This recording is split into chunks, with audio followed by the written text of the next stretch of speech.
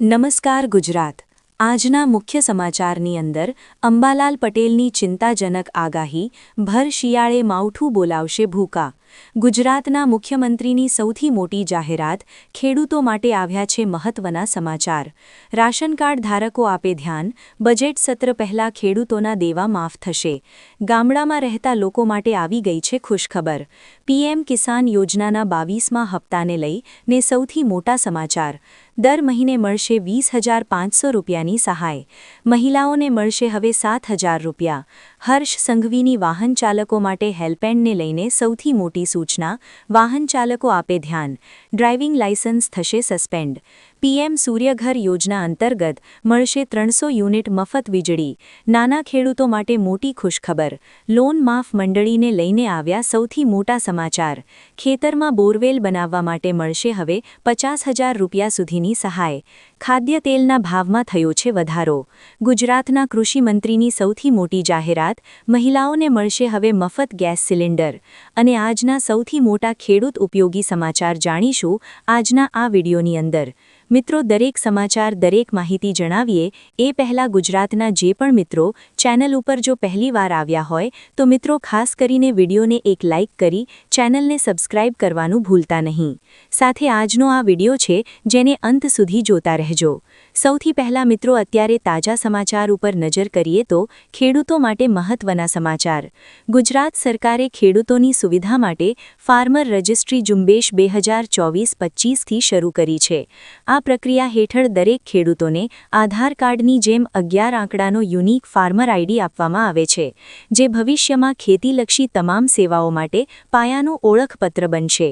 ભારત સરકારની પીએમ કિસાન યોજનાના 22મા હપ્તાનો લાભ મેળવવા માટે હવે ફાર્મર રજિસ્ટ્રેશન ફરજિયાત બન્યું છે। મિત્રો, ત્યાંના સમાચાર ઉપર નજર કરીએ તો લોન માફ મંડળીને લઈને સૌથી મોટા સમાચાર। ગુજરાતના ખેડૂતો પર સહકારી ક્ષેત્રીય ગ્રામીણ બેંક અને કમર્શિયલ બેંક સહિતનું કુલ 1.44 લાખ કરોડ જેટલું દેવું છે। ત્રણેય પ્રકારની બેંકમાં કુલ 55 લાખ જેટલા ખાતામાં ખેડૂતોને આ ધિરાણ અપાયેલું છે। અનેક રાજ્યના ખેડૂતો પર ગુજરાત કરતાં દેવાનું ભારણ ઓછું હોવાનું આંકડા દર્શાવી રહ્યા છે। લોકસભામાં નાણાં મંત્રાલય દ્વારા એક સવાલ જવાબમાં ગુજરાત સહિત વિવિધ રાજ્યમાં ખેડૂતો પરના દેવાની માહિતી આપવામાં આવી હતી। ત્યારે હાલમાં જાન્યુઆરી મહિનો ચાલી રહ્યો છે અને આ મહિને નવા જૂની મંડળી પ્રક્રિયા ચાલુ હોય છે। ત્યારે ખેડૂતોને 0% વ્યાજે મંડળી આપવામાં આવે છે, એટલે કે વ્યાજ સરકાર ભરે છે। તો શું આ સ્થિતિ દરમિયાન ગુજરાતના અમુક ખેડૂતોનું દેવું સરકારે માફ કરવું જોઈએ? હા કે ના, નીચે કોમેન્ટ બોક્સમાં જરૂરથી જણાવી આપજો। મિત્રો, ત્યાંના સમાચાર ઉપર નજર કરીએ તો સૌથી મોટા સમાચાર સામે આવી રહ્યા છે। ગુજરાતના મુખ્યમંત્રીએ ગ્રામીણ આવાસનું વ્યાજ માફ કર્યું છે। ગુજરાતના મુખ્યમંત્રી ભૂપેન્દ્ર પટેલે ગ્રામીણ ક્ષેત્રના ગરીબ અને મધ્યમ વર્ગના પરિવારો માટે અત્યંત સંવેદનશીલ નિર્ણય લીધો છે। ગુજરાત ગ્રામીણ ગૃહ નિર્માણ બોર્ડની આવાસ યોજનાઓમાં બાકી હપ્તા ધરાવતા લાભાર્થીઓ માટે વન ટાઈમ રાહત યોજના જાહેર કરવામાં આવી છે। આ યોજના હેઠળ જો લાભાર્થી આગામી 6 મહિનામાં બાકી રહેલી મુદ્દલ રકમ સંપૂર્ણ ભરી દેશે તો તેના પર ચડેલું 2% માસિક દંડનીય વ્યાજ સંપૂર્ણ માફ કરી દેવામાં આવશે। આજના તાજા હવામાન સમાચાર ઉપર નજર કરીએ તો જાન્યુઆરી મહિનો પૂરો થવા આવ્યો એટલે કે ઠંડી જતી રહેશે એવું ન માનતા, કારણ કે ઠંડીના અત્યાર સુધીના સૌથી મોટા રાઉન્ડની અંબાલાલ પટેલે આગાહી કરી છે। હવામાન નિષ્ણાંત અંબાલાલ પટેલે જણાવ્યું છે કે હવે ગુજરાતમાં હળદ્ર જવતી ઠંડી પડશે। અંબાલાલ પટેલે કહ્યું છે કે હાલ કમોસમી વરસાદના કારણે વાદળછવાયું વાતાવરણ સર્જાયું છે। મિત્રો, આપણે જણાવી દઈએ તો કે અંબાલાલ પટેલના જણાવ્યા પ્રમાણે વાતાવરણમાં પવનની ગતિ વધવાની શક્યતા છે। તારીખ 27 અને 28 જાન્યુઆરીના રોજ પશ્ચિમી વિક્ષેપ આવતા ઠંડીનું પ્રમાણ ઘટશે। ઉત્તરના પર્વતીય પ્રદેશોમાં હિમવરસાદ થશે તો ઉત્તર ગુજરાત તથા મધ્ય ગુજરાતમાં હળવો વરસાદ અને છાંટા પડી શકે છે। રાજ્યના ઘણા ભાગોમાં વાદળછવાયું વાતાવરણ રહી શકે છે। 3 થી 4 દિવસ પશ્ચિમી વિક્ષેપની અસર રહેશે। અંબાલાલ પટેલે વધુમાં જણાવ્યું કે ફેબ્રુઆરી મહિનાના પ્રથમ સપ્તાહમાં ઠંડી વધશે તો ફેબ્રુઆરી માસમાં કમોસમી વરસાદની પણ આગાહી અંબાલાલ પટેલે વ્યક્ત કરી છે। સમાચાર ઉપર નજર કરીએ તો સૌથી મોટા સમાચાર સામે આવી રહ્યા છે। સિંગતેલના ભાવમાં થયો છે ભડકો। સિંગતેલના ભાવમાં એક જ દિવસમાં 40 રૂપિયાનો વધારો નોંધાણો છે। છેલ્લા 1 મહિનામાં ભાવમાં કુલ 200 રૂપિયાનો વધારો થયો છે. સૌરાષ્ટ્ર ઓઇલ મિલ એસોસિએશનના જણાવ્યા મુજબ મગફળીના પાકને નુકસાન થતાં પિલાન લાયક જથ્થો ઓછો હોવાથી આ સ્થિતિ સર્જાઈ છે. અગાઉ 2590 દબાણનો ભાવ હતો, એ વધીને અત્યારે 2785 રૂપિયા થયો છે. સરકારે 17 લાખ ટન મગફળી ખરીદી હોવા છતાં બજારમાં અછત વર્તાઈ રહી છે. મિત્રો, ત્યાર પછીના સમાચાર ઉપર નજર કરીએ તો ડ્રાઇવિંગ લાયસન્સ થઈ શકે છે સસ્પેન્ડ. ગુજરાતમાં 1 જાન્યુઆરીથી અમલમાં આવેલા નવા ટ્રાફિક નિયમો અનુસાર જો કોઈ વાહન ચાલક 1 વર્ષની અંદર 5 વખત કે તેથી વધુ વખત ડ્રાઇવિંગ નિયમોનું ઉલ્લંઘન કરતા પકડાય તો તેને 3 મહિના માટે વાહન ચલાવવાથી રોકી શકાશે. આ નિયમ ભારતીય રસ્તાઓ ઉપર શિસ્ત લાવવા માટેનું મહત્વનું પગલું માનવામાં આવી રહ્યું છે. સરકારનો સ્પષ્ટ આદેશ છે કે હવે વાહન ચાલક માત્ર દંડ ભરીને બચી શકશે નહીં. મિત્રો, ત્યાંના સમાચાર ઉપર નજર કરીએ તો રાશન કાર્ડને લઈને સૌથી મોટા સમાચાર. જાણો રાશન કાર્ડના કલર અને તેના પ્રકાર વિશે. ગુલાબી અથવા તો લાલ રાશન કાર્ડ. આ કાર્ડ સામાન્ય રીતે મધ્યમ વર્ગ અને ગરીબ રેખાથી ઉપર આવતા પરિવારો માટે હોય છે. તેના દ્વારા સામાન્ય ભાવે અનાજ મળે છે અને સરકારની અન્ય સબસિડી તેમજ ઉજ્જવલા અને આવાસ યોજનાના લાભ પણ મળી શકે છે. પીળું રાશન કાર્ડ. આ કાર્ડ ગરીબ રેખા નીચે જીવતા બીપીએલ પરિવારો માટે છે. આ કાર્ડ ધારકોને સરકાર દ્વારા ખૂબ જ રાહત દરે ઘઉં, ચોખા, કઠોળ, ખાંડ અને કેરોસીન જેવી જરૂરી ચીજ વસ્તુઓ પૂરી પાડવામાં આવશે. અને સફેદ રેશન કાર્ડ. આ કાર્ડ આર્થિક રીતે સદ્ધર લોકો માટે છે જેમને સબસિડીવાળા અનાજની જરૂર નથી. આ કાર્ડનો ઉપયોગ મુખ્યત્વે સરનામાના પુરાવાના અને ઓળખપત્ર તરીકે થાય છે. મિત્રો, ત્યાર પછીના સમાચાર ઉપર નજર કરીએ તો મહિલાઓને મળશે હવે દર મહિને 7,000 રૂપિયા. વર્ષ 2026માં કેન્દ્ર અને રાજ્ય સરકારો દ્વારા મહિલાઓને આત્મનિર્ભર બનાવવા માટે વીમા થકી યોજનાને વેગ આપવામાં આવ્યો. આ યોજનાનો મુખ્ય ઉદ્દેશ્ય ગ્રામીણ વિસ્તારમાં વીમા પ્રત્યે જાગૃતિ લાવવાનો સાથે સાથે મહિલાઓને રોજગારીની તક પૂરી પાડવાનો છે.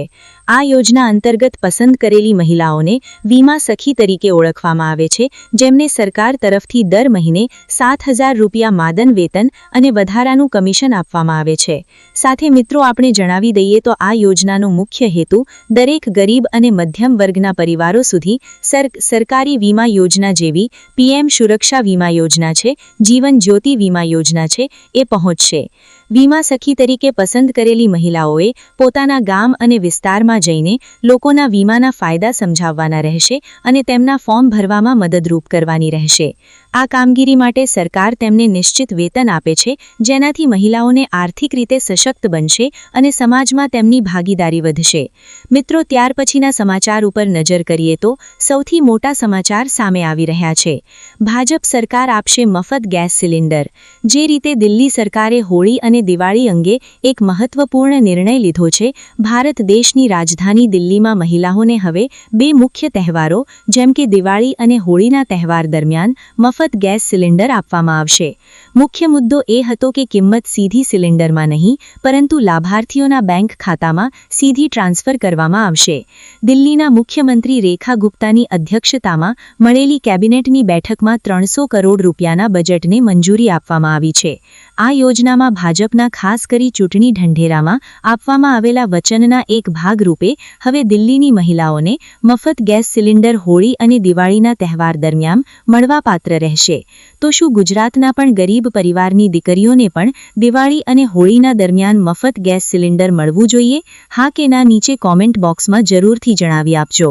મિત્રો, ત્યાંના સમાચાર ઉપર નજર કરીએ તો સૌથી મોટા સમાચાર સામે આવી રહ્યા છે. હવે બોરવેલ બનાવવા માટે ખેડૂતોને મળશે 50,000ની સહાય. સૌથી પહેલા મિત્રો, જો વાત કરીએ તો સામાન્ય કેટેગરીના ખેડૂતોને કુલ ખર્ચના 50% સુધીની સબસિડી આપવામાં આવે છે. અનુસૂચિત જાતિ અને અનુસૂચિત જનજાતિના ખેડૂતો હોય તો તેમને 75% સુધીની સહાય મળવાપાત્ર રહેશે. સબસિડીની રકમ ખેડૂતોના ખાતામાં ટ્રાન્સફર કરવામાં આવશે. આ યોજનાનો લાભ લેવાથી ખેડૂતો વર્ષમાં 2 થી 3 પાક લઈ શકે છે. આ યોજનામાં કેટલી સહાય મળશે? સામાન્ય ખેડૂતોને 40-50% અથવા તો SC/ST ખેડૂતોને 75% સુધીની સહાય મળશે. ગુજરાત સરકાર દ્વારા ખેતીવાડી વિભાગ દ્વારા એક ખેડૂતોના હિતમાં બોરવેલ સહાય યોજના અમલમાં મૂકવામાં આવી છે.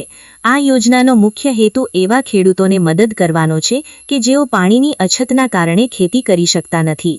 આઈ ખેડૂત પોર્ટલ મારફતે આ યોજનાનું સંચાલન કરવામાં આવે છે, જ્યાં ખેડૂતો ઘરે બેઠા ઓનલાઈન અરજી કરી શકે છે. વર્ષ 2026 માટે આ યોજના હેઠળ સબસિડી દરો અને પાત્રતાના નિયમો ખેડૂતલક્ષી ફેરફાર કરવામાં આવ્યા છે. મિત્રો, ત્યાર પછીના સમાચાર ઉપર નજર કરીએ તો સૌથી મોટા સમાચાર સામે આવી રહ્યા છે. નારિયેળીના વાવેતર માટે પ્રતિ હેક્ટર દીઠ જાણો કયા ખેડૂતોને મળશે 56,000ની સહાય. ખેડૂતોને નારિયેળીના વાવેતર માટે પ્રતિ હેક્ટર 56,000ની સહાય આપવામાં આવે છે. નારિયેળી વિસ્તારને વધારવા માટે અને નારિયેળીના બગીચા સ્થાપવા માટે પ્રોત્સાહિત કરવા માટે ભારત સરકારના કૃષિ અને ખેડ કલ્યાણ મંત્રાલયના નારિયેળી વિકાસ બોર્ડ દ્વારા નારિયેળી હેઠળની વિસ્તરણ યોજના હેઠળ 2 સમાન વાર્ષિક હપ્તા તરીકે 56,000 રૂપિયાની સહાય આપવામાં આવે છે, જે ખેડૂતોને અને સંચાલનોને જમીન ધરાવે છે તેને આપવામાં આવે છે. જે ખેડૂતો સંસ્થાઓ જમીન ધરાવે છે અને વૈજ્ઞાનિક નારિયેળીની ખેતી પદ્ધતિ અપનાવી રહ્યા હોય અને ઓછામાં ઓછા 10